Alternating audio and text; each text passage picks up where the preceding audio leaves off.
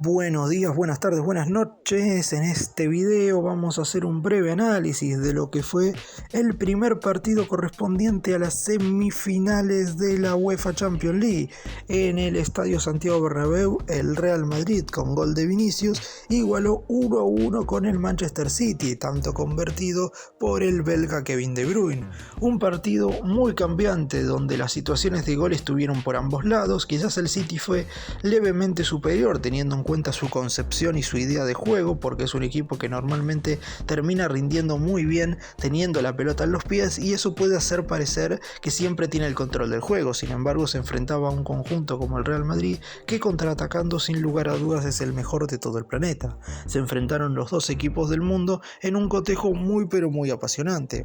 Un Santiago Bernabéu repleto volvió a experimentar unas semifinales de UEFA Champions League, tal como en la edición pasada, y en esta oportunidad nos quedamos con 1-1, que deja la serie totalmente abierta para lo que será el cotejo de vuelta el próximo miércoles 17 de mayo. ¡Empecemos! Vamos a comenzar repasando las formaciones iniciales de ambos equipos, que es básicamente casi la misma alineación que dispusieron ambos conjuntos durante todo el partido, porque recién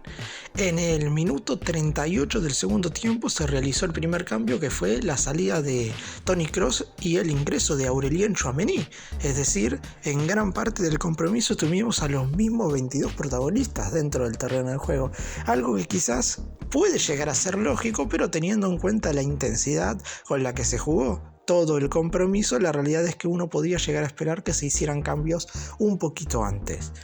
El Real Madrid formó con una formación un tanto lógica, teniendo en cuenta, por ejemplo, que Éder Militão está suspendido. El central brasileño alcanzó el límite de amonestaciones en el partido contra el Chelsea, por lo que sí o sí iba a estar no disponible para Ancelotti en este primer cotejo, por lo que el 11 terminó siendo con Thibaut Courtois en el arco, Daniel Carvajal, Antonio Rüdiger, David Álava y Eduardo Camavinga como 4 defensores. En la mitad de la cancha jugaron Toni Kroos como mediocampista más posicional, y a sus costados se movieron Federico Valverde y Luka Modric, y los 3 atacantes fueron los 2 brasileños por los costados y el último ganador del Balón de Oro por el centro, es decir, Rodrigo como extremo por el costado derecho, Vinicius Junior haciendo lo propio por el lado izquierdo, y el centro atacante y referencia de área fue el capitán del conjunto merengue, Karim Benzema. Una formación un tanto lógica. Quizás la única duda podía llegar a ser que Tchouaméni jugara en el medio en lugar de Kroos, pero para esta clase de cotejos claramente el director técnico italiano siempre va a apostar al experimentado volante alemán, que ya se ha consagrado muchas veces campeón en esta clase de competencias. Por el lado de Pep Guardiola, no pudo contar para este partido con Nathan Ake, pero lo bueno es que ya tiene a disposición desde hace varios encuentros a Kyle Walker, que no venía siendo titular, en parte por su lesión y en parte obviamente porque en general la defensa del City estuvo bastante sólida desde que se lesionó el lateral central inglés. Ederson estuvo en el arco. Los 4 defensores fueron Walker, Stones, Rubén Díaz y Akanji. Como siempre, Guardiola desde hace ya bastante tiempo implementa una línea de 4 defensores donde juegan 4 jugadores que se desempeñan normalmente como zagueros, es decir, prácticamente no pone lateral izquierdo y generalmente tampoco pone derecho. En esta ocasión jugó Walker, que sí puede decirse que es un tanto más polifuncional. En la mitad de la cancha, lo lógico, Rodri como volante más posicional, con el capitán Ilkay Gundogan y Kevin De Bruyne a sus costados, y arriba jugaron por un lado Jack Grealish, por el otro lado el portugués Bernardo Silva, y como centro delantero y referencia de área, obviamente Erling Haaland. Estas dos formaciones, como dije, se mantuvieron por 83 minutos en el partido, hasta que finalmente Carlo Ancelotti decidió meter a Tchouaméni en lugar de Toni Kroos. Vamos ahora a dividir el análisis en cada uno de los tiempos, donde el City siempre fue levemente superior, pero la realidad es que el Real Madrid tiene algo que no tiene ninguno de los equipos a los que ha enfrentado el conjunto inglés durante toda la temporada. Básicamente un contraataque que puede llegar a ser letal en cualquier momento, y así terminó sucediendo en la primera etapa, donde quizás los de Guardiola fueron un tanto más superiores, teniendo en cuenta su predominio dentro del terreno de juego. Generalmente el City tiene mayor posición de la pelota que todos los equipos a los que se enfrenta. De hecho, no hubo ninguno en toda la temporada, y me atrevería a decir tampoco en la temporada anterior, que haya tenido más posesión del balón que el conjunto de Manchester. Pero en general ningún equipo se le atreve tanto como se le atrevió el Real Madrid. Necesitó de Ederson, el arquero brasileño, en determinadas situaciones del partido como para poder mantener la igualdad persistente en ese momento. La realidad es que el Manchester City pudo haber merecido algo más, pero la realidad es que el partido terminó teniendo el resultado justo. Pero volvamos a las acciones del primer tiempo.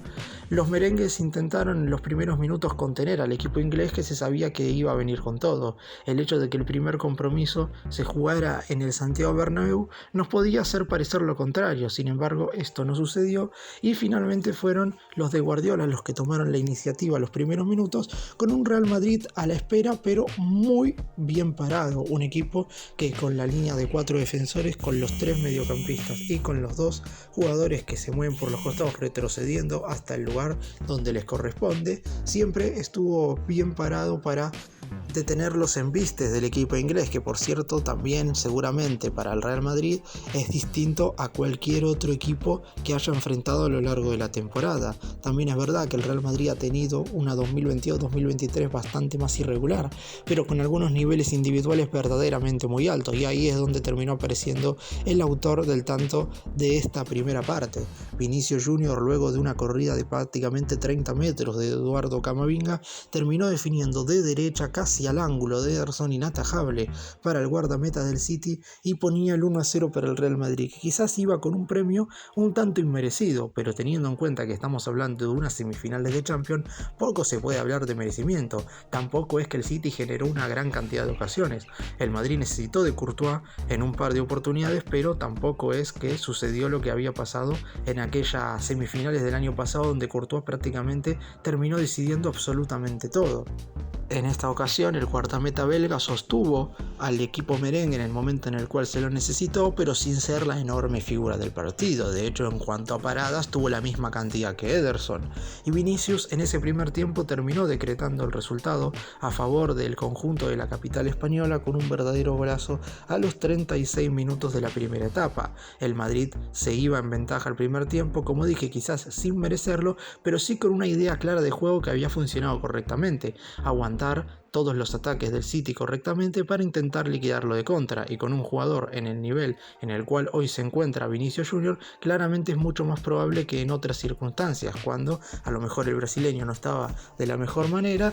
o cuando había otros futbolistas que aparecían, como es el caso de Luka Modric y de Toni Kroos, quizás no tuvieron los mejores de los rendimientos. Aún así, el Real Madrid terminó ganando 1-0, y el resultado quedó abierto de cara al segundo tiempo.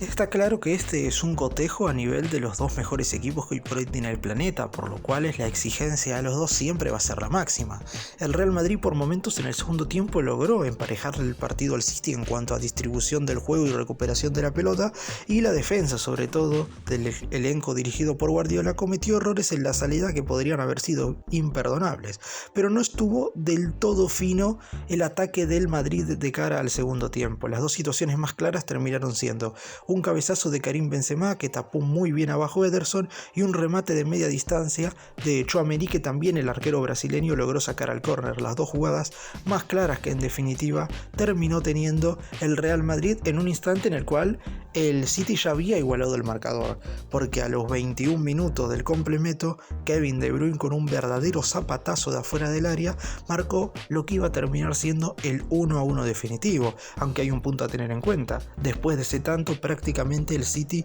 no logró patear al arco, un equipo que de a poco iba mostrando su peor cara, teniendo en cuenta el nivel del City, porque a lo mejor el peor rendimiento colectivo del City es mucho mejor que el mejor rendimiento colectivo de la mayoría de los equipos del planeta, porque el City lograba seguir teniendo una continuidad de pases, pero no era tan profundo, y sobre todo teniendo un jugador como Haaland en la delantera que prácticamente no tuvo oportunidades para convertir, porque la defensa del Real Madrid estuvo muy muy, pero muy bien a la hora de contener al centro atacante noruego, que es el máximo artillero de toda la temporada. No pudieron hacer nada con el remate de Kevin De Bruyne desde afuera del área, y es por eso que el partido terminó igualado 1-1. En cuanto a lo que quedó para después del partido, teniendo en cuenta lo que puede llegar a venir dentro de 8 días en el Etihad Stadium, Guardiola decidió no realizar modificaciones en todo el partido. Se quedaron en el banco de suplentes jugadores como Aymeric Laporte, como Phil Foden, como Julián Álvarez y Riyad Mahrez,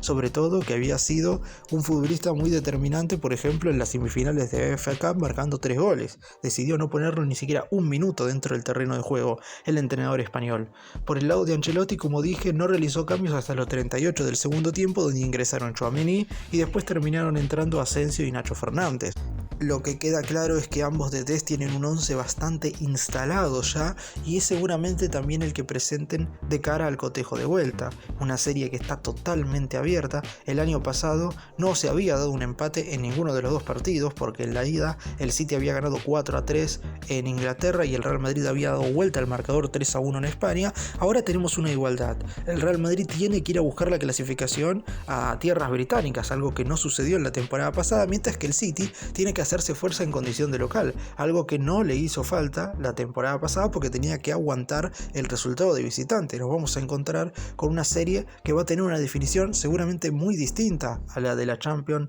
del año anterior. Hay que ver si el resultado termina siendo el mismo. Con una igualdad tendremos prórroga y posteriormente penales si es que persiste el empate. Obviamente esto, a mi entender, favorecería al City por el hecho de estar jugando de local, mientras que en caso de que haya un ganador, el que venza en el partido de vuelta será el equipo que vaya a Estambul a jugar la final de la Champions League contra el vencedor de la serie entre Milan e Inter. Más allá de que el resultado no haya tenido quizás tantos goles, teniendo en cuenta lo que uno podía esperar y lo que nos habían dejado ambos equipos como antecedentes, un global de 6-5 en la edición de la Champions del año pasado,